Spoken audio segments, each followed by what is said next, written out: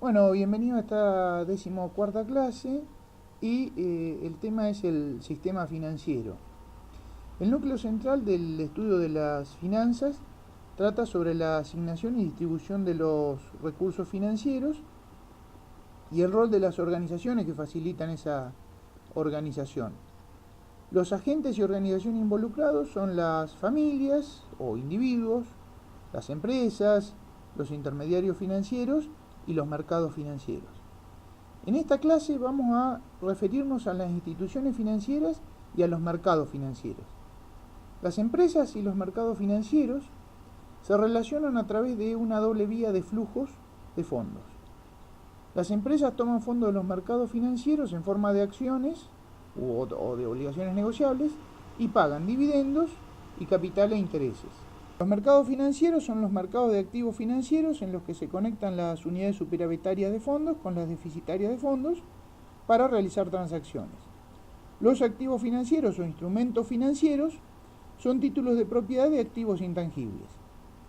Son las acciones, las obligaciones negociables y los bonos del gobierno que implican propiedad del patrimonio y derecho al cobro de dividendos en el caso de las acciones, y en las obligaciones negociables y en los bonos es la propiedad del capital prestado y los derechos a la restitución de este capital y al cobro de los intereses. Los mercados financieros cumplen diversas funciones. La primera es la de actuar de nexo entre las unidades superavitarias de fondos, que son las que tienen exceso de fondos y buscan alguna rentabilidad, y las unidades deficitarias de fondos, que son los que necesitan fondos para aplicar a inversión. En general, las unidades superavitarias de fondos son los ahorristas y las deficitarias de fondos son las empresas y el gobierno. Este funcionamiento del mercado promueve la eficiencia, dado que los que toman fondos los aplican a inversiones, con cuya rentabilidad van a pagar los dividendos y o los intereses, que es la rentabilidad de quien tenía exceso de fondos. Y a su vez, todo esto permite un crecimiento económico. Otro elemento es el riesgo. Los más adversos al riesgo posiblemente se vuelquen a bonos o obligaciones negociables y los más proclives al riesgo al mercado accionario. En el primer caso, la rentabilidad está predeterminada, mientras que no es así para las acciones, aunque la expectativa al respecto suele ser mayor. La liquidez es otra característica de los mercados financieros y esto hace referencia a la posibilidad de transar, o sea, es decir, negociar los activos financieros. Existen diferentes grados de liquidez, pero por ejemplo el Merval para las acciones y el mercado abierto electrónico para obligaciones negociables y bonos son de los más líquidos, dado que en todo momento se llevan a cabo transacciones. Otra característica es el mecanismo de fijación de precios, que se produce por la interacción entre oferentes y demandantes de fondos, que está en función de los requerimientos de rentabilidad de los inversores. Finalmente, los mercados financieros reducen los costos de transacción, que son los costos de información para contactar a oferentes y demandantes de fondos y costos de búsqueda.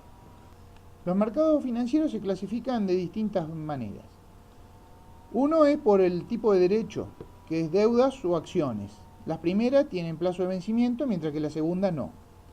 Otra es por el momento de la transacción, y así se dividen en mercados primarios y secundarios. El mercado primario es en el que se colocan las nuevas emisiones de deudas o de acciones con los inversores iniciales. El mercado secundario es aquel en el que los activos financieros ya emitidos se siguen negociando, cambiando de manos de los propietarios originales de los activos financieros. En esto se cumplen las propiedades de liquidez y de determinación de precios que había señalado con anterioridad.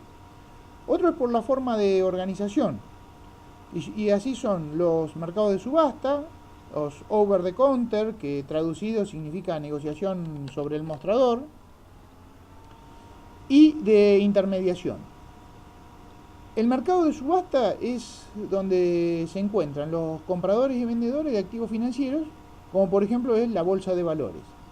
El segundo, el over the counter o negociación sobre el mostrador, es una transacción directa entre dos partes.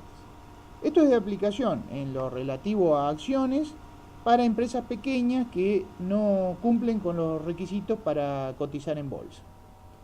Los de intermediación son aquellos en que los fondos no van directamente de las unidades superavitarias de fondo a las deficitarias de fondo. Estas instituciones toman fondos de las unidades superavitarias en calidad de colocaciones por parte de los primeros, que pasan a ser deuda para las instituciones que a su vez prestan estos fondos a las unidades deficitarias de fondos. Los bancos son la institución típica de este caso. El cuarto es por el plazo de vencimiento de los activos financieros. Se divide en mercado de dinero y mercado de capitales. En el primero se transan activos financieros con plazo menor a un año y los que superan este plazo corresponden al segundo. El último es por el plazo de entrega. Son mercados en efectivo y de derivados. En el primero, el de efectivo, la obligación o la probabilidad de ejecutar una acción es inmediata o a lo sumo en 48 horas. Los derivados son instrumentos financieros que se terminan ejecutando en el futuro. Son los contratos de y a futuro y las opciones. Este tema va a ser objeto de tratamiento en la próxima clase, pero sintéticamente les comento que son los contratos en que la ejecución, la compra o venta de un determinado bien, se lleva a cabo en un futuro predeterminado en el activo financiero transado. El último punto es el de las finanzas internacionales. Este punto adquiere importancia debido a los flujos financieros originados en los intercambios comerciales de exportaciones, importaciones, envíos de utilidades a casas matrices y toma de fondos en mercados de otros países. De este modo, las empresas resultan afectadas por el tipo de cambio, las tasas de interés y de inflación de los países involucrados. Un elemento crucial para las empresas que participan de los mercados financieros internacionales es el tipo de cambio. El tipo de cambio es la cotización de una moneda en términos de otra. Y el tipo de cambio real es el que involucra las variables antes mencionadas, ya que el tipo de cambio real es el resultado del producto del tipo de cambio nominal multiplicado por uno más la tasa de inflación del país al que corresponde el tipo de divisa involucrada, y todo esto dividido por uno más la tasa de inflación del país de la empresa al que corresponde. Es decir, que las expectativas inflacionarias de los países involucrados juegan un papel clave en las decisiones financieras de las empresas. Bueno, esto ha sido todo por esta clase, así que será hasta la próxima.